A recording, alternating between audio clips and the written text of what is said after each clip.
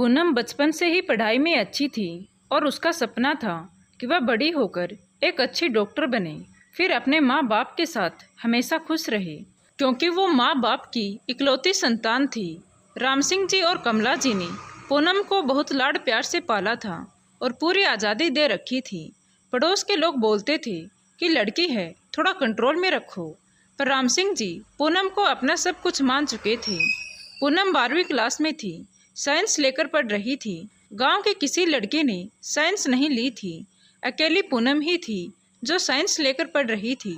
अब पूनम का सपना सच होने में कुछ ही दिन बचे थे, तो 12वीं के बाद नीट के एग्जाम पास कर मेडिकल कॉलेज में दाखिला मिल जाता। लेकिन तभी एक घटना घट गई। पूनम कॉलेज गई थी और उसके मम्मी पापा नानी के घर जा रहे थे। तभी रास्ते में बस का एक्सीडेंट हो गया और दोनों ही नहीं रहे। पूनम कॉलेज से घर आकर अपने मम्मी पापा को फ़ोन लगा रही थी तो उनका फ़ोन नहीं लग रहा था। अपने नाना के घर फ़ोन लगाया तो पता चला कि वह अभी तक नहीं पहुँचे हैं। तभी गांव में एक खबर लहर की तरह फैल गई कि मथुरा जाने वाली एक बस का एक्सीडेंट हो गया है और 16 लोग मर गए हैं और कई लोग घायल हैं। पूनम एकदम से डर गई कि कहीं माँ पापा तो उसी बस में नहीं थे। वो दौड़कर चाचा चाची के घर गई जो घर के बगल में ही रहते थे। चाचा तो कभी कभी पूनम से बात कर लिया करते थे, लेकिन चाची हमेशा मुंह बनाकर ही रखती थी। लेकिन पूनम को रोते हुए दौड़कर आता देखकर चाची में भी ममता छा गई। चाचा घर में नहीं थे तो चाची को ही गले से लगा लिया और रोने लगी। चाची बोली, क्या हुआ पूनम, क्यों रो रही हो? पूनम बोली, माँ पापा नाना नानी के घर जा रहे थे और एक एक्सीडेंट हुआ है और माँ पापा का फ़ोन भी नहीं लग रहा। मुझे बहुत डर लग रहा है चाची। चाची बोली, डरो मत, वो उस बस में नहीं होंगे। कब गए थे? तो उसने बताया, मुझे भी नहीं पता, मैं कॉलेज से अभी आई हूँ। सुबह माँ पापा कह रहे थे कि नाना जी की तबीयत ठीक नहीं है, उनसे मिलने जाएंगे और शाम तक या कल सुबह तक लौट आएंगे। चाची बोली, रुक, तुम्हारे चाचा को कॉल करती हूँ। जब तक फ़ोन ढूंढ रही थी तब तक पूनम के चाचा का फ़ोन आ गया और वह इतना ही बोले कि भैया भाभी नहीं रहे मीना, मैं एक्सीडेंट हुई बस के पास ही हूँ। वहाँ से बहुत रोने की आवाज़ें आ रही थी। मीना यानी पूनम की चाची दम से गिर गई और गला फाड़ फाड़ कर रोने लगी। गाँव में भले ही लड़ाई झगड़े हुए हो, लेकिन अपने दुख में तुरंत साथ हो लेते हैं। पूनम बच्ची नहीं थी, वो समझ गई थी कि उसका शक जो था वो सही था। पूरा गाँव पूनम की चाची के घर आने लगे। गांव वाले कभी पूनम की चाची को चुप कराते तो कभी पूनम को। पूनम के चाचा पूनम के माता पिता को लेकर के अस्पताल गए, जहां राम सिंह जी और कमला जी को मृत घोषित कर दिया गया। पुलिस दोनों के मृत शरीर को पूनम के चाचा को नहीं दे रहे थे, क्योंकि एक्सीडेंट होने के कारण उनका पोस्टमार्टम भी तो करना होता है। पूनम रो रो कर सोच रही थी कि ये क्या हो गया भगवान, सुबह मेरी दुनिया में सब थे और अब कुछ भी नहीं है। सभी के समझाने पर पूनम चुप हो जाती और फिर से रोने लगती। लेकिन उसने ये कभी नहीं सोचा था कि मेरे माता पिता मुझे इस तरह अकेला छोड़कर चले जाएंगे। दूसरे दिन पूनम के घर में क्रियाक्रम करने के लिए सब कुछ तैयार होने लगा। उधर से पूनम के चाचा भी दोनों के मृत शरीर को लेकर गांव पहुंच गए। पूरा गांव रो रहा था। पूनम के ननिहाल पक्ष से भी सब लोग आ गए थे। पूनम के कोई भाई नहीं था और पूनम लड़की थी, तो गांव वाले सोचने लगे कि मुखाग्नि कौन दे। तभी पूनम बोली, मैं दूंगी मुखाग्नि। गांव वाले और घर वाले पूनम को मना करने लगे, तो पूनम चाचा के गले लगकर रोने लगी। मैं दूंगी मुखाग्नि, छोटे पापा बोलिए ना सबको, मैं ही पापा का बेटा हूँ। चाचा ने सबके खिलाफ जाकर पूनम को ही मुखाग्नि देने के लिए तैयार कर लिया। पूरा गांव देख रहा था कि आज तक गांव में ऐसा कभी नहीं हुआ था। पूनम के अंदर पता नहीं इतना हौसला कहाँ से आ गया था। सब उसकी हिम्मत को देख रहे थे। पूरे विधि विधान से मुखाग्नि दी गई और आगे का कार्यक्रम पूनम के हाथों से ही हुआ। पूरा क्रियाक्रम खत्म होने के बाद नाना मामा पूनम को लेकर अपने घर चले गए और घर में ताला लगा दिया गया। कॉलेज का ट्रांसफ़र कराना चाहा तो पता चला कि 12वीं के एग्ज़ाम में सिर्फ कुछ ही दिन बचे हैं, तो ट्रांसफ़र नहीं हो सकता है। पूनम के सारे सपने अपने आप खत्म हो गए थे। पूनम के चाचा चाची पूनम को लाने उसके नाना के घर गए तो पूनम गांव आने को तैयार हो गई। चाचा चाची पूनम को लेकर गांव आ गए। पूनम के मामा का मन तो नहीं था भेजने का, लेकिन पूनम ने कहा तो भेज दिया। अब पूनम गांव के घर में अकेली थी तो चाचा चाची के साथ रहने लगी। इन सब चीज़ों में 2 महीने निकल गए। पूनम की पढ़ाई भी खराब हो गई थी। जो पूनम 12वीं टॉप करके मेडिकल की पढ़ाई करना चाह रही थी, अब पास होना भी उसके लिए कठिन लग रहा था। फिर भी माँ पापा को याद करके पढ़ाई करने लगी। अब धीरे धीरे चाची के तेवर भी बदलने लगे। चाचा के सामने चाची कुछ ना बोलती। चाचा नहीं होते तो पूनम से घर का काम करने को बोल देती। पूनम ना चाहते हुए भी सारा काम करती। इसी तरह समय बीतता गया और पूनम के 12वीं के पेपर भी आ गए। किसी तरह पूनम ने पेपर दिए, लेकिन सेकंड पेपर खराब होने के कारण रिजल्ट अच्छा नहीं ला पाई। रिजल्ट आने पर पूनम प्रथम स्थान से पास हुई। अब कुछ दिन बाद मेडिकल का एग्जाम था और पूनम ने तैयारी नहीं की थी, तो चाचा ने भी बोल दिया कि मत जाओ एग्जाम देने। तो पूनम बोली, मुझे एग्जाम देना है चाचा। तो चाची बीच में ही बोल पड़ी कि किसी की कभी सुनती है जो अब सुनेगी। गांव की लड़कियों की 10वीं के बाद ही शादी हो जाती है। इतना पढ़ लिया ना, अब नहीं पढ़ना है। कल बुआ का कॉल आया था, बता रही थी कि अच्छा लड़का है तो शादी करवा दे इसकी। तभी पूनम के चाचा बोले, तुम चुप रहो मीना। लेकिन चाची कहाँ चुप रहने वाली थी। पूनम की आंखों में आंसू आ गए। वो नाना के घर भी नहीं जाना चाहती थी, क्योंकि वहाँ भी इतनी पढ़ाई करने की परमिशन नहीं थी। अब पूनम अपने माँ पापा को याद करके रोने लगी। चाचा बोले, बेटा गांव में सब कोई ऐसे ही बोलते हैं और ये भी बोलते हैं कि माँ बाप मर जाने के बाद कौन ख्याल रखेगा, तो मैं भी सोच रहा हूँ कि तुम्हारी शादी करवा देता हूँ। पूनम बोली, मुझे अभी शादी नहीं करनी है चाचा। तो चाचा ने कहा, देखने में क्या दिक्कत है, तुम्हारी बुआ बता रही थी लड़का इंजीनियर है और मथुरा में उनका अपना मकान है। तो पूनम बोली, शहर में शादी, इसका मतलब तो उनकी डिमांड बहुत होगी। आप परेशान ना हो छोटे पापा, अभी नहीं करनी है हमको शादी। उसके चाचा बोले, बेटा अब तेरी हिस्से की ज़मीन जायदाद का क्या होगा, हम चाहते हैं अच्छे से बेचकर तुम्हारी शादी कर देते हैं। तो पूनम कुछ नहीं बोल पाई, मन महसूस कर रह गई बेचारी। अब तो बस एक ही सपना रह गया कि ससुराल में बसना है, वरना जिंदगी भर ताने मिलेंगे। कुछ दिन हुए, पूनम को देखने लड़के वाले आए। उनके साथ पूनम की बुआजी भी आई थी। बुआ कुछ बोलती उससे पहले ही पूनम ने बुआ से अकेले में मिलकर बता दिया कि मैंने अपने हिस्से की ज़मीन और सब कुछ छोटे पापा को दे दिया है, इसीलिए उन लोगों के सामने आप कुछ मत बोलिएगा, वरना ज़्यादा डिमांड करेंगे। बुआ की बहू सिकुड़ गई। वो तुरंत पूनम के चाचे के पास जाकर पता नहीं क्या क्या बातें करने लगी। पूनम पढ़ने में ठीक थी, तो पढ़ाई को लेकर उनको टेंशन नहीं थी। वो सोच रही थी कि अगर खाना बनाना या कुछ और पूछ लिया तो क्या जवाब देगी। पूनम उन लोगों के पास गई तो सब पूनम को पढ़ाई और उसके नाम के बारे में पूछा और बोल दिया कि अब तुम जाओ। पूनम की सांस अटकी थी। वह अंदर कमरे में आई और राहत की सांस ली। पूनम ने किसी को नहीं देखा, बस उसने सिर्फ अपनी सास को देखा था। सभी लोग खाना पीना खाकर जाने लगे। जाते समय सबके सामने पूनम फिर से आई और सबको प्रणाम किया। तो पूनम की सास पूनम के हाथों में 2000 रुपये देकर बोली, हमेशा खुश रहो, हंसते हुए अच्छी लगती हो। पूनम मुस्कुरा दी और पैसे चाचे के हाथ में थमा दिए। बुआ आई तो थी, लेकिन वो उन लोगों के साथ नहीं गई, क्योंकि 2 दिन बाद सब लड़का देखने जाएंगे, तो मैं भी इन लोगों के साथ ही चली जाऊंगी। ऐसा बोलकर वो रह गई। बुआ ने पूनम से कहा, पैसे अपने पास रखा करो बेटी। तो पूनम बोली, मैं क्या करूँगी बुआ जी, चाचा चाची के पास जाएंगे तो कुछ काम आ जाएंगे। अब 2 दिन बाद लड़के के घर पूनम के चाचा और बुआ गई। लड़के वाले बुआ के पड़ोस के ही थे, तो बुआ सब जानती थी, लेकिन फिर भी एक बार देखना तो बनता है। जाकर देखा तो घर शानदार बनाया गया था और बाप का एक ही बेटा है।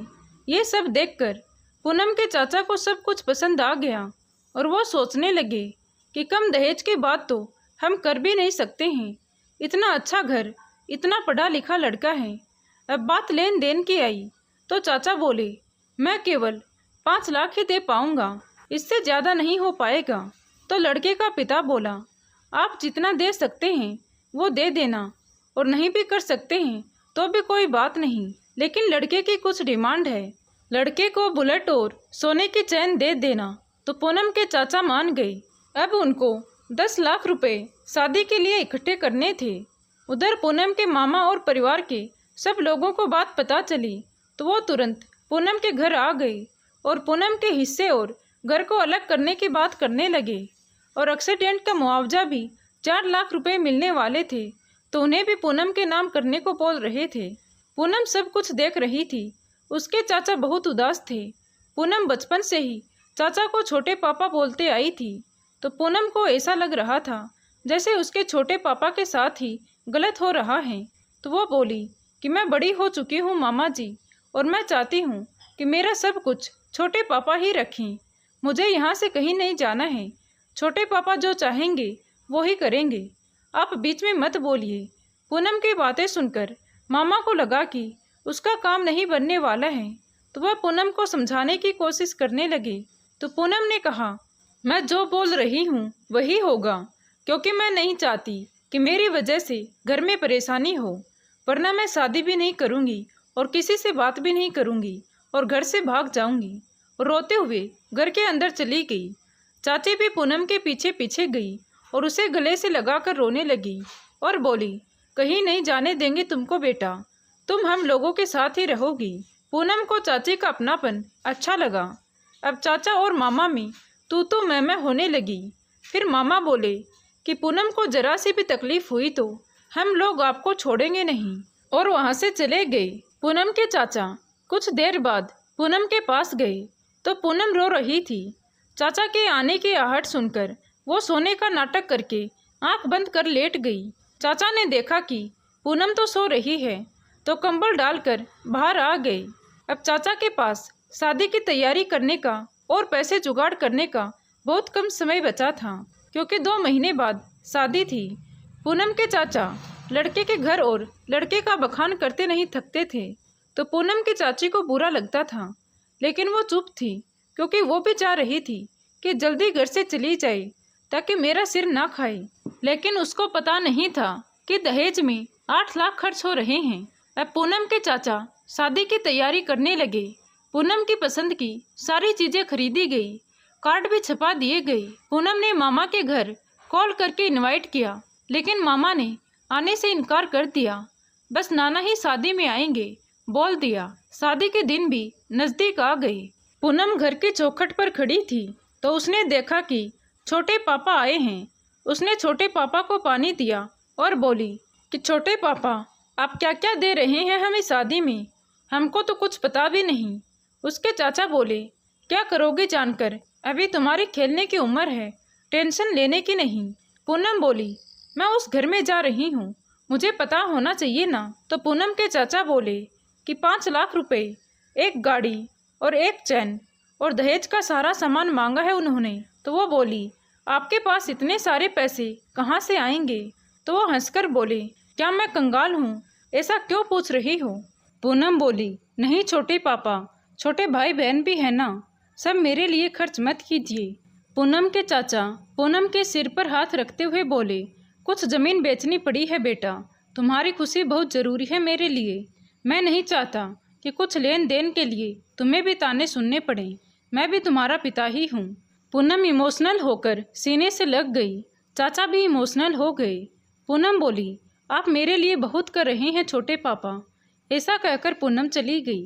देखते ही देखते शादी का दिन भी आ गया और पूनम के चाचा की पूरा गांव तारीफ कर रहा था कि सारे काम आपने अच्छे से संभाल दिए।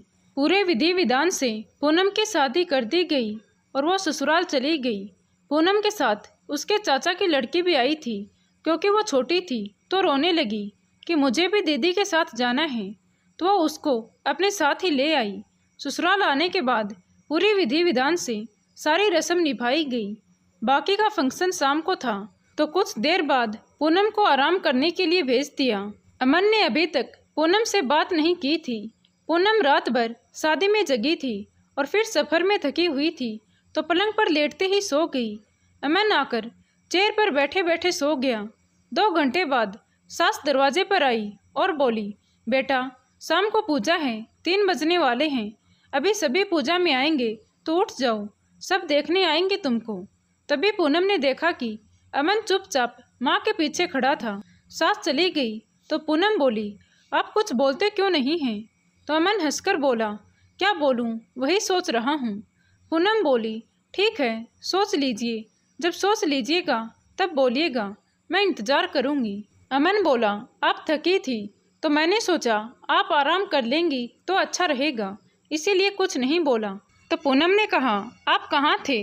अमन बोला, पिछले 2 घंटे से यही रूम में था, आप सो रही थी। पूनम बोली, मुझे बहुत नींद आ रही थी इसीलिए मैं सो गई। तो अमन ने कहा, अरे कोई बात नहीं, आराम करना जरूरी था। फिर क्या था, शाम के लिए मेहमान आने लगे। सब औरतें पूनम की बहुत तारीफ कर रही थी। रात को पूनम की सास उसके लिए खाना लेकर आई तो खाने को देखकर पूनम ये भूल गई कि नई शादी हुई है। पूरा पेट भर खाना खाया और फिर सासू माँ से आज्ञा लेकर रूम में चली गई। तभी उसे अचानक याद आया कि वो रिया को साथ लाई थी। वह बेचैन हो गई। अब वहाँ किसी को जानती भी नहीं थी जो किसी से पूछे। पूनम की निगाहें अमन या सास को ढूंढ रही थी। तभी पड़ोस की एक ननद आई तो उसको बुलाकर भेजा कि आप मम्मी जी को बुला दीजिए प्लीज। वो चिल्लाते हुए बोली, चाची आपको भाभी बुला रही है। तो सास तुरंत ऊपर आ गई और बोली, क्या हुआ बहू? तो पूनम रोते हुए बोली, मम्मी जी मेरी छोटी बहन कहाँ है? मुझे ध्यान ही नहीं रहा और मैं तो सो गई, अभी तक मैंने उसको नहीं देखा है। बहू तुम इतना परेशान क्यों हो रही हो? वो मेरी भी तो बेटी है। तुम्हारी बुआ तुम्हारे सोने के बाद यहाँ आई थी तो रिया को अपने साथ ले गई। रिया जाना नहीं चाहती थी लेकिन यहाँ भी बहुत मेहमान थे तो मैंने भेज दिया। तुम इतनी चिंता मत करो, इन सब के लिए अब मैं हूँ ना। मैं उन सास में से नहीं हूँ जो बोले कि मुझे अगले साल दादी बनना है। पूनम बोली, थैंक यू मम्मी जी। उसके सास कुछ बोलती उससे पहले ही कोई औरत चिल्लाई, विमला जी आइए। पूनम की सास बोली, अब तुम आराम करो, और ये कहकर चली गई। पूनम ने सुकून की सांस ली और सोचने लगी कि सास इतनी अच्छी होती है क्या। अगली सुबह अमन पूनम के पास आकर बोला कि क्या मैं आपको एक बात बोल सकता हूँ पूनम? तभी पूनम बोली, हाँ बोलिए ना। पूनम, मैं माँ का इकलौता बेटा हूँ और मैं हर बात माँ की मानता हूँ। ये इतनी धन दौलत ये सब माँ की कमाई हुई है। माँ दिल की बहुत अच्छी है, बस उनको झूठ से नफरत है और लोग अनुशासन में ना रहें तो उनको बुरा लगता है। और आप आज से मेरी परछाई हैं, तो इसीलिए मैं चाहता हूँ कि आप माँ को एक बेटी की तरह नहीं एक बेटे की तरह प्यार करें। माँ जो भी कहे आप सुने। मेरी माँ बहुत सुलझी हुई इंसान है।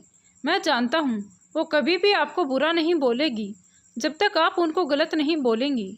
पूनम अमन की सारी बातें सुन रही थी।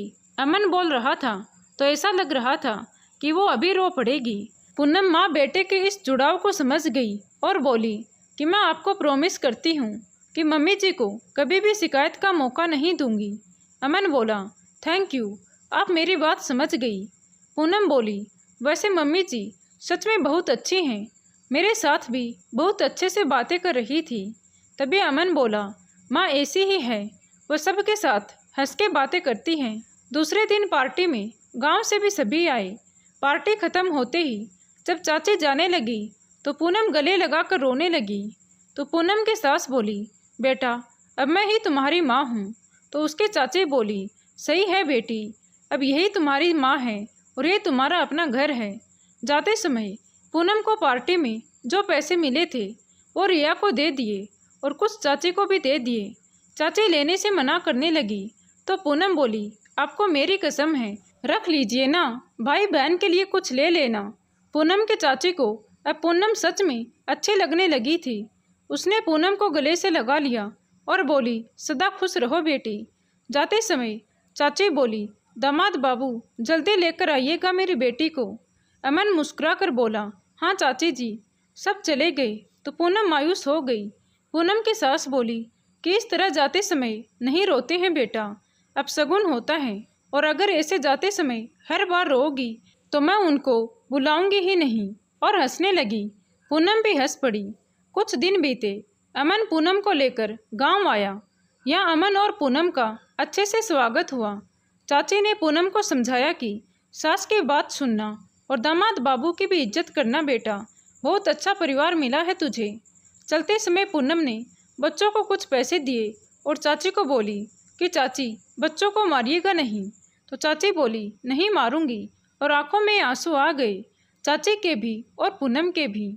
जब अमन ने चाचा जी को प्रणाम किया तो चाचा हाथ जोड़कर बोले, बेटा मैंने अपनी बेटी को बहुत नाजों से पाला पोसा है, भगवान ने उसको बहुत दुख दिए हैं, आप कभी भी उसकी आंखों में आंसू नहीं आने दीजिएगा। और इमोशनल हो गई। अमन बोला, आप चिंता ना करें चाचा जी, अब वो हमेशा मुस्कुराएगी। ऐसा कहकर वह दोनों घर से निकल गए।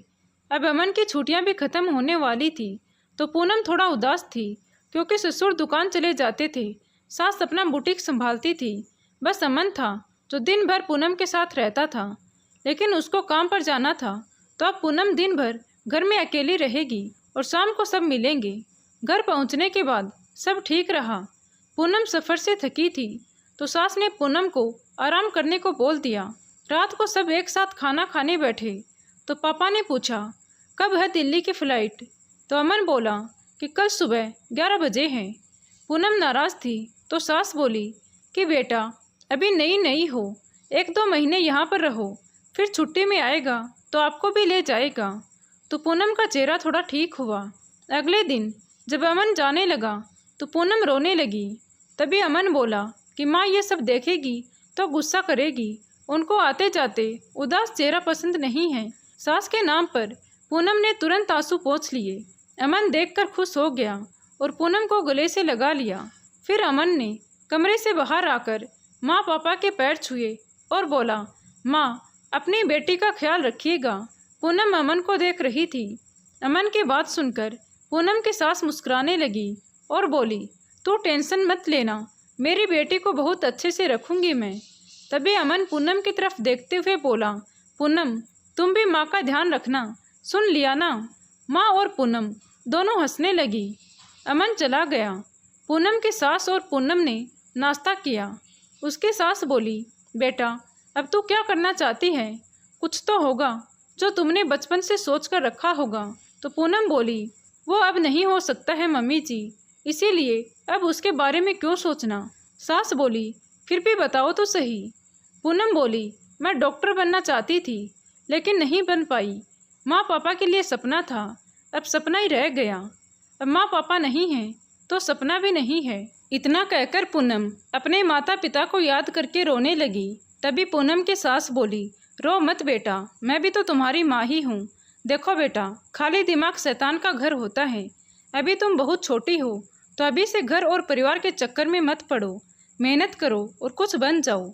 तुम डॉक्टर बनना चाहती हो तो मैं भी एक डॉक्टर की माँ बनना चाहती हूँ। क्या तुम मुझे एक डॉक्टर की माँ बनने का सौभाग्य नहीं दोगी?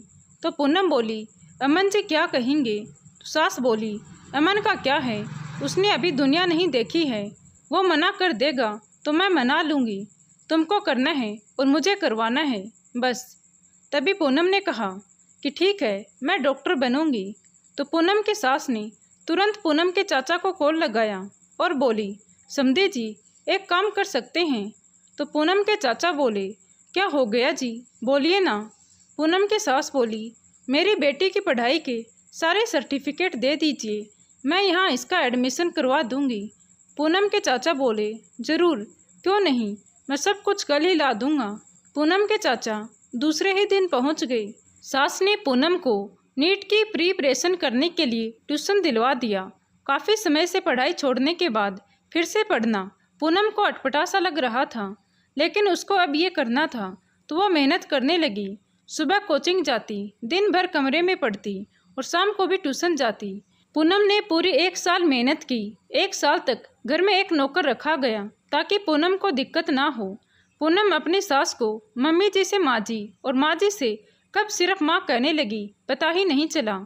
उसके सास को पढ़ाई समझ में नहीं आती थी, लेकिन पूनम को मोटिवेट बहुत करती। उसके बालों को चंपी करना, कभी कभी बुक पढ़ती पढ़ती वो कब सास की गोद में सो जाती पता ही नहीं चलता था। सास ने उसको बहू समझना ही छोड़ दिया था, बस उसको अपनी बेटी बनाकर रखती थी। सास की हिदायत थी कि बिना मतलब के मोबाइल नहीं छूना है। पूनम सब कुछ वैसे ही फॉलो करती जैसा सास कहती थी। अमन एग्ज़ाम से 2 दिन पहले ही आ गया था। एग्ज़ाम वाले दिन पूनम सुबह सुबह तैयार हो रही थी तो सास ने आकर कहा, सिर्फ थोड़ा सा सिंदूर लगा लो बेटा और कुछ भी मत पहनो, नहीं तो एग्ज़ाम सेंटर में दिक्कत रहेगी। पूनम हंसकर बोली, आप कैसे जानती हैं माँ? सास बोली, मैं उतनी पढ़ी लिखी तो नहीं हूँ, लेकिन मेरे बुटीक में जो लड़कियाँ आती हैं तो वो बताती हैं ना कि एग्ज़ाम सेंटर में सारे जेवर उतरवा देते हैं। पूनम ने भगवान के आगे हाथ जोड़े, फिर अपने माँ बाप को याद किया और फिर सास के पैर छुए तो सास बोली, एग्ज़ाम में टॉप आना बेटी। पूनम खुश होकर सास के गले लग गई और बोली, माँ सच में मैं बहुत लकी हूँ कि आप मेरी माँ हैं। मैं गर्व से बोल सकती हूँ कि मेरी माँ जैसी कोई सासू माँ नहीं है। पूनम अपने शहर के टॉप 5वें नंबर पे आई थी। उसने दिल्ली एम्स में एडमिशन लिया जहाँ अमन भी काम करता था। पूनम के सास की सख्त हिदायत थी कि जब तक पूनम डॉक्टर नहीं बन जाती है तब तक तुम लोग बच्चा नहीं करोगे।